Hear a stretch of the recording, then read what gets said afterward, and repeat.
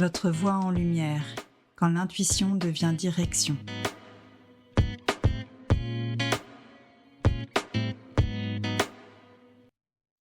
Bienvenue dans ce nouvel épisode de Votre voix en lumière, quand l'intuition devient direction.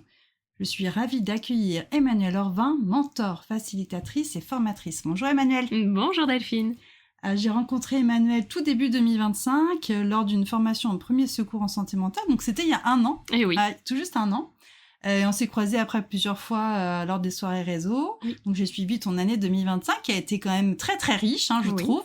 Et je me suis dit que là c'était le moment de t'interviewer. Ça faisait un petit moment que c'était dans ma tête et là je me suis dit ça y est, c'est le moment d'interviewer Emmanuelle. Mais est-ce que pour nos auditeurs et nos auditrices, tu peux nous expliquer ton parcours? Oui, bien sûr. Déjà merci pour le cadeau Delphine de m'inviter ici.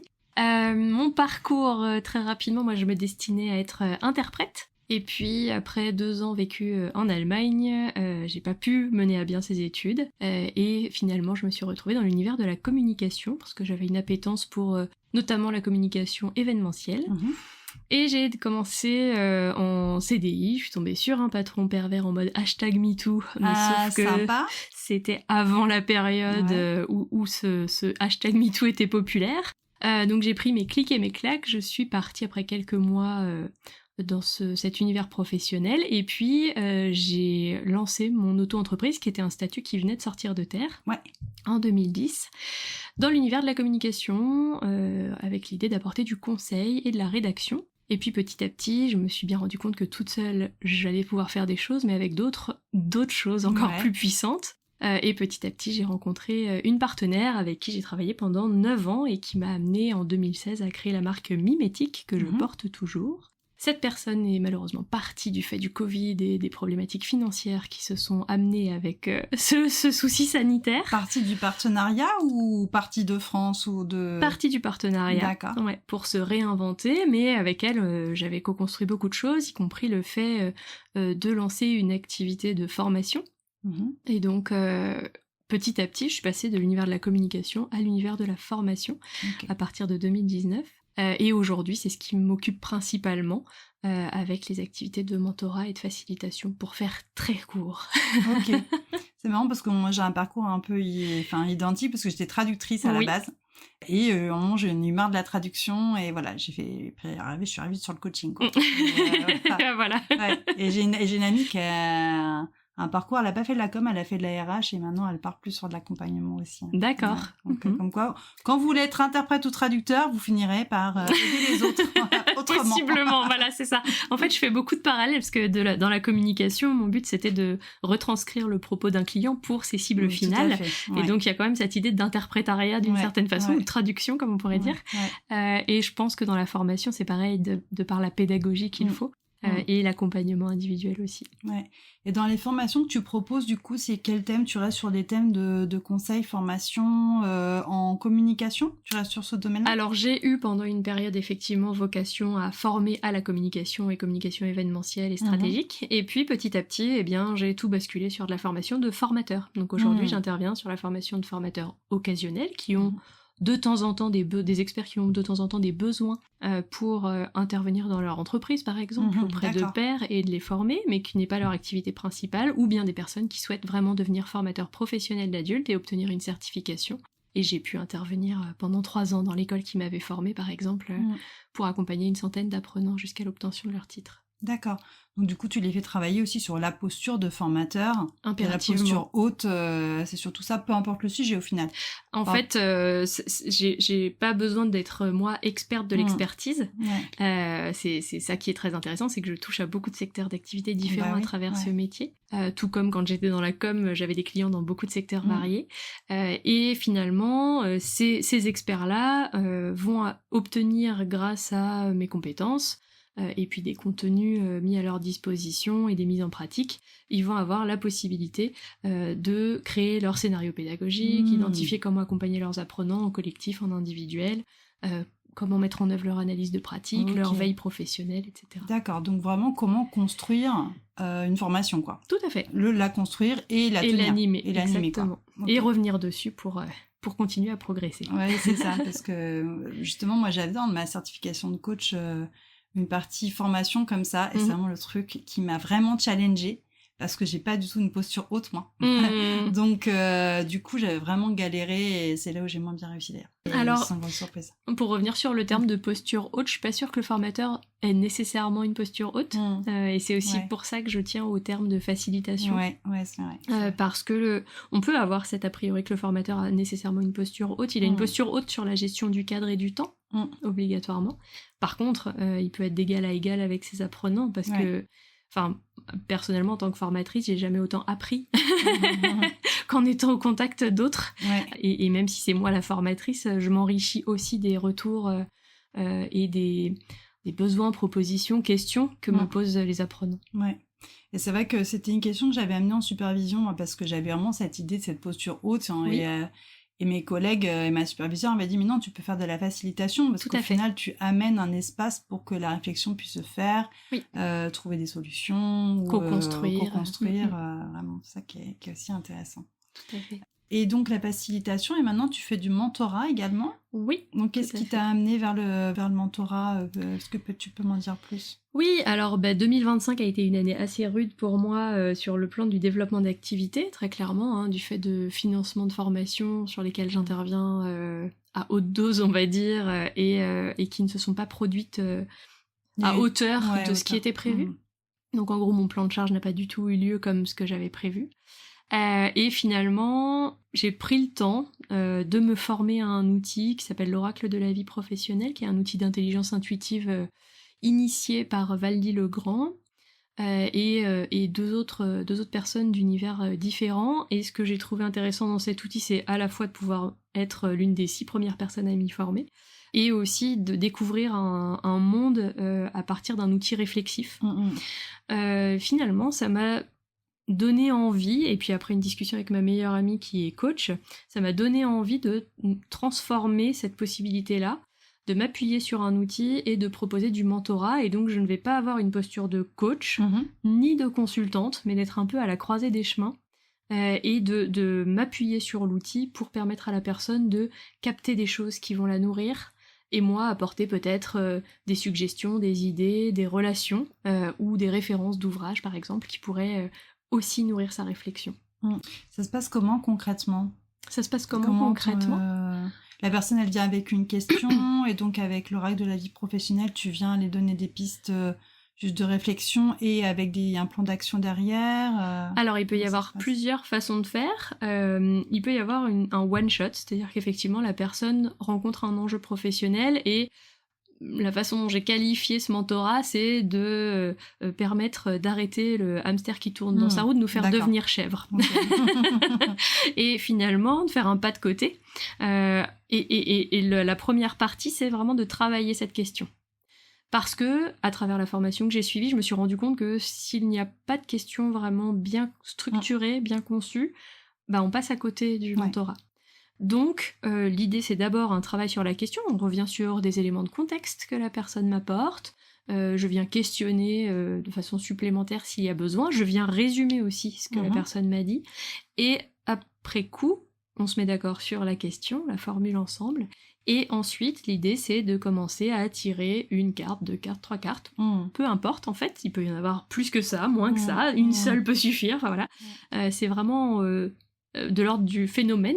Qu'est-ce qui se produit pendant l'entretien? J'ai pas la réponse exacte et j'impose rien à la personne. Mais l'idée, c'est, en douceur, de venir éclairer le sujet pour permettre le pas de côté. Et peut-être ça vient confirmer quelque chose. Une intuition, une idée, voilà. Peut-être ça vient interroger. Ah tiens, j'avais pas pensé à ça. Exactement. Souvent, je fais aussi un questionnement qui passe par le corps. C'est pas que dans le mental, c'est qu'est-ce que tu ressens là maintenant? Et il peut y avoir des changements du tout au tout autour, enfin, le temps d'une séance d'1h30. Il peut y avoir vraiment des changements assez manifestes qui sont intéressants à constater. Et dans cette approche-là, ce que j'identifie d'intéressant, c'est que dans un temps relativement court, on peut déjà transformer des choses, où elles sont déjà à l'œuvre en fait. Parce que ne serait-ce que le travail sur le questionnement permet déjà une forme de transformation. Et donc le reste avec l'outil, ça enrichit la réflexivité et le travail miroir, l'effet miroir que je peux produire avec la personne. Donc ça, c'est une façon de faire, et puis il peut y avoir des séances plus rapprochées, et puis il peut y avoir des séances au trimestre pour laisser le temps à la personne de vivre des choses et peut-être d'une fois sur l'autre de venir re-questionner ce même enjeu ou un autre qui est apparu. Il peut y avoir des séances de groupe, j'ai expérimenté très très récemment, et puis je m'adresse aussi aux professionnels de l'accompagnement qui aimeraient intégrer cet outil dans leur pratique, dont je suis aussi distributrice. Donc et là tu disais les séances one-shot c'est 1h30. Oui. Et ça peut se faire en présentiel, en visio. Et dans tous les accompagnements que tu fais, qu'est-ce qui te porte le plus aujourd'hui ? Parce que tu as essayé beaucoup de choses, tu as des années d'expérience derrière toi. Et est-ce que tu as réussi à identifier les moments ou les séances ou les accompagnements où tu te sens là vraiment à ta place et tu sens qu'il y a quelque chose en toi justement qui se révèle vraiment ? Alors déjà, il y a une chose que je souhaite mettre en perspective, c'est que quand j'ai passé mon titre de formateur professionnel d'adulte, il y avait toute une partie sur l'accompagnement que je n'avais pas compris du tout à l'époque. Ça, c'est intéressant. C'est un bon point de départ. Où je disais, mais moi, je suis pas l'assistante sociale de mon apprenant. Ah oui, d'accord, ok. Vraiment, je n'avais vraiment pas compris cette notion de l'accompagnement. Je voyais pas, en plus, dans les faits, en réalité, de mise en pratique concrète dans les organismes de formation que je fréquentais. Personne ne mettait de l'accompagnement, si ce n'est de l'accompagnement collectif, en œuvre. Donc, ça me passait à côté. Ouais. Et puis, dans le programme de formation que je suivais, il n'y avait pas d'accompagnement individuel non plus, si ce n'est de la relecture de dossiers. Donc, vraiment, je passais à côté de cette notion. J'ai passé une certification AFEST, Action de formation en situation de travail, qui m'a ouvert une autre perspective, notamment sur la réflexivité, qui est une notion clé dans ce dispositif de formation. Et là, j'ai commencé à entrevoir quelque chose, en me disant « Ah, ok, je comprends qu'en fait, en intégrant des temps où on permet à la personne un échange fluide autour de questionnements, elle va plus loin, et dans son apprentissage, et dans sa mémorisation, et peut-être aussi dans la façon de trouver un chemin pour s'accaparer la compétence, la mettre en œuvre, etc. » Et puis, 2022, je me casse l'épaule, avec potentiellement 45 jours où on me dit que peut-être je me resservirai plus jamais de mon bras droit, qui est mon bras directeur. Donc là, grosse épée de Damoclès au-dessus de ma tête, j'ai tout donné pour récupérer ma mobilité et je suis très contente du résultat aujourd'hui. Cependant, je me suis dit, ah oui, ok, l'accompagnement, j'ai compris complètement à quoi ça servait. Là, pour le coup, dans un sens très physique du terme, mais aussi psychologique, parce que j'ai eu beaucoup de soutien d'autres professionnels de mon domaine d'activité, de collègues, d'amis, de ma famille, naturellement. Enfin, tout ça a permis en moi, intrinsèquement, une compréhension de ce à quoi pouvait servir l'accompagnement. Et donc, je pense que j'ai cheminé sur cette notion, puis, à travers des expériences en tant que formatrice, j'ai pu accompagner de plus en plus de personnes individuellement dans leur démarche pour devenir formateur ou formatrice, et ça m'a aussi donné cette appétence pour, ok, je prends la personne dans sa globalité, et j'essaye de comprendre ce qui la bloque, etc. Ayant moi-même aussi déjà suivi du coaching, enfin je connais quelques approches ou des trucs énergétiques, enfin voilà, je connais quelques approches et je me dis ah oui, ça a quand même son intérêt d'avoir cette vision holistique de la personne dans l'accompagnement individuel. Donc ça me tient à cœur en fait aujourd'hui, alors que si je regarde dans mon passé, c'est quelque chose qui me passait complètement à côté. Et quand tu l'expérimentes justement, typiquement là, en faisant les sessions de mentorat avec l'oracle de la vie professionnelle, est-ce que, vu que ça c'est assez récent, est-ce que tu sens une différence quand tu es dans cette posture-là par rapport à ce que tu as pu faire avant ? Tout à fait. Comment tu le sens ? Est-ce que c'est quelque chose avec lequel tu es à l'aise, quelque chose de rassurant, ou c'est quelque chose où encore, pour l'instant, tu as encore des questionnements autour de tout ça ? Alors, ça s'est beaucoup clarifié parce que j'ai eu la chance de pouvoir faire une formation certifiante en fin d'année, là, qui s'appelle « Accompagner les transitions professionnelles » chez Garance et moi. Et j'ai cette opportunité, grâce à cette formation, de mieux identifier quelle est ma posture en tant que formatrice, quelle est ma posture en tant que mentor, et quelle est ma posture en tant qu'accompagnante, par exemple, facilitation de l'évolution professionnelle de la personne. Et finalement, je vais avoir un tronc commun, qui est lié à moi, ma personnalité, ma façon de voir les choses, mais aussi je vais avoir une nuance assez fine dans mes différentes facettes et la façon dont je vais guider la personne, que ce soit un apprenant ou que ce soit un mentoré ou que ce soit une personne en évolution professionnelle. Et comment tu le vis, ça, de passer d'une casquette à l'autre ? Parce que moi, je l'ai bien expérimenté, ça. Est-ce que ça va ? C'est fluide ? Est-ce qu'il y a des choses qui peuvent plus te fatiguer ? Des choses qui te réénergisent ?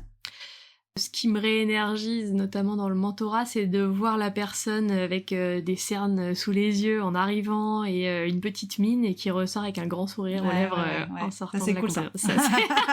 Ça n'a pas de prix. Ouais, c'est clair. Moi, je le vois, vous avez meilleure mine maintenant que quand vous êtes arrivés. Hein. C'est assez révélateur et magique de voir que en 1h30, c'est un peu comme si on avait une baguette magique pour guider la personne et lui permettre de trouver son propre chemin. Enfin, c'est chouette de se dire qu'il y a cette possibilité-là qui existe, qui est pas nécessairement se révèle pas de la même façon nécessairement dans chaque accompagnement, mais vraiment il peut y avoir un nouvel élan pour la personne et de la voir repartir confiante.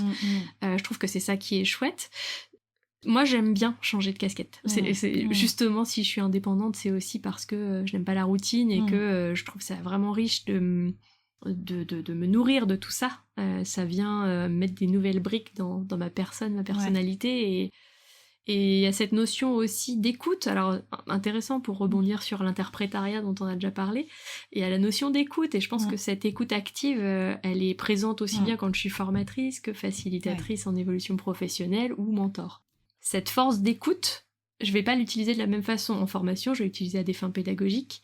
En mentorat, je vais plutôt les utiliser à des fins de conseil, guidage et accompagnement en évolution professionnelle. Ça peut être pour remettre la personne au centre de son propre projet, par exemple. Tout à fait. Moi, je suis complètement d'accord avec toi sur le fait d'écouter. Je sais que moi, j'ai une amie, il y a très longtemps, j'avais demandé c'était quoi ma plus grande qualité. Elle m'a dit, tu écoutes. Et c'est vrai que quand je vois des gens, je dis, c'est vrai que moi, j'écoute vraiment parce que les gens disent, vous vous souvenez de ça ? Oui, je vous écoute quand vous parlez, en fait. C'est un talent qu'on peut avoir, mais que tout le monde n'a pas. Non, exactement. Et du coup, ça nous permet aussi de nous adapter, d'adapter notre écoute par rapport à la finalité, comme là, dans tes différents accompagnements. Quelle est la finalité pour ton client, quoi. Tout à fait. Donc, et puis, ça fait travailler sur la présence juste. Enfin, voilà, il y a ça aussi. Moi, je cherche au tout démarrage à me mettre au diapason de la personne. Et donc, on fait déjà un centrage au début, un centrage à la fin, histoire de rentrer dans la séance et d'en sortir, et que ce soit un événement, une parenthèse d'1h30 dans la vie de la personne, mais qui ait un début, une fin, et que la personne reparte avec cette parenthèse. Ça me paraît important, et même pour moi, du coup, dans ce mentorat, ça me donne un début, une fin, et je reste pas avec la problématique de la personne en tête. Ça me permet de clôturer en tant que praticienne, pour le coup. Ouais, tout à fait. Et donc, tu disais que tu étais multi-casquette. Il y a une autre casquette aussi que tu as développée cette année avec la création des clins d'or. Tout à fait. Donc, est-ce que tu peux nous en dire plus ?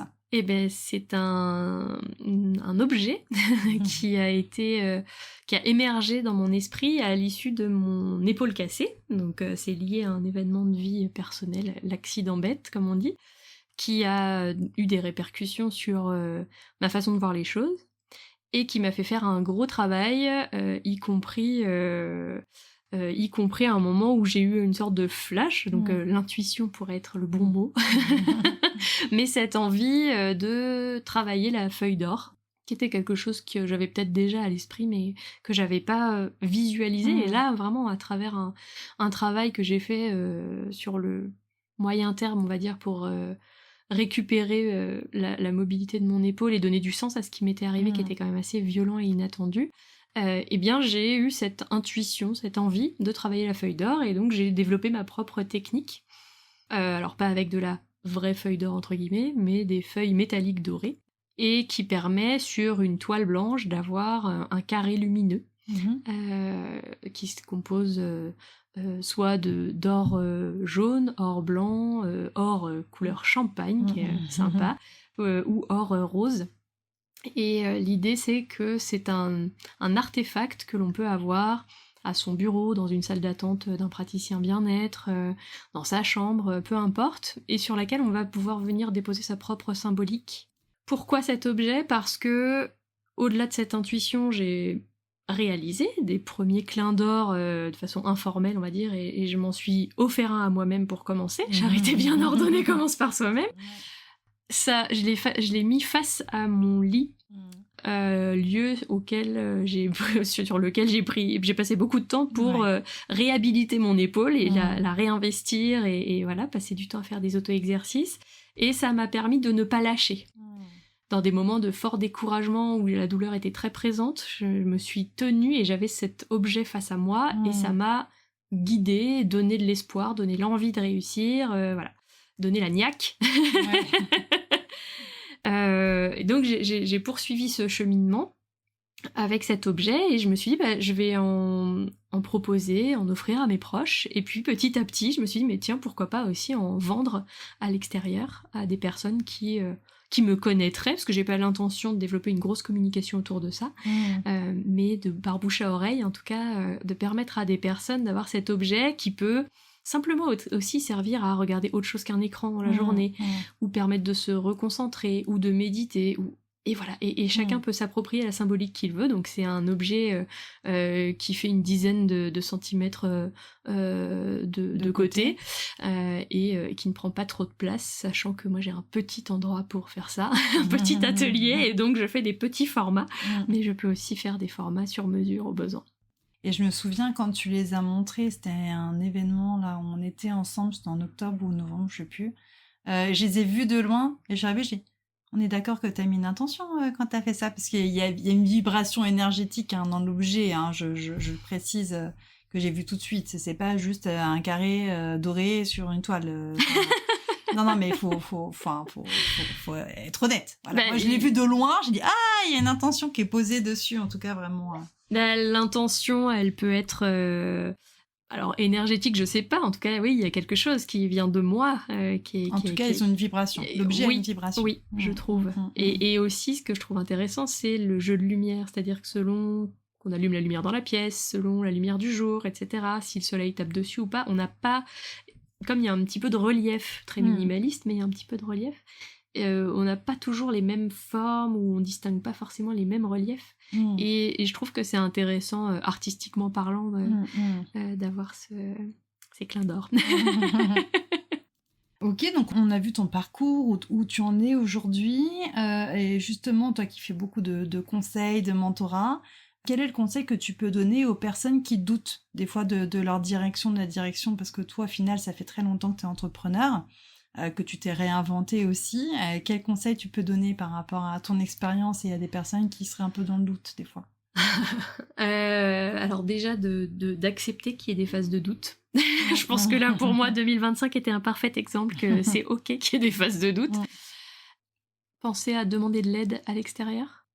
Parce que on peut avoir sa propre pratique d'écriture, de poser des choses artistiquement, enfin voilà, on a toutes et tous des moyens créatifs qui nous sont propres et qui peuvent nous aider à extérioriser. Mais des fois, être seul, ça suffit pas.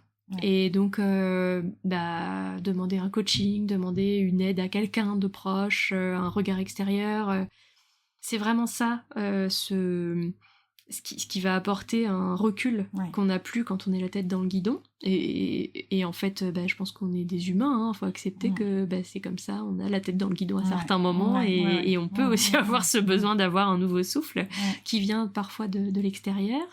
Ça apporte aussi des éléments de compréhension, je dirais, parce que la personne a un vécu, et finalement on peut avoir un effet miroir de ce vécu dans notre propre parcours, sans forcément que ce qui a marché pour la personne marche pour nous, mais ça peut être inspirant en tout cas. Donc s'inspirer d'autres, de lecture aussi. Et par rapport au doute, le corps joue un gros rôle, et ça c'est pareil, c'est quelque chose que je découvre. J'ai pas forcément été éduquée dans un univers où le corps avait une grande place, on est plutôt un peu cérébraux par chez moi. Et c'est ok, ça c'est très bien parce que c'est très nourrissant.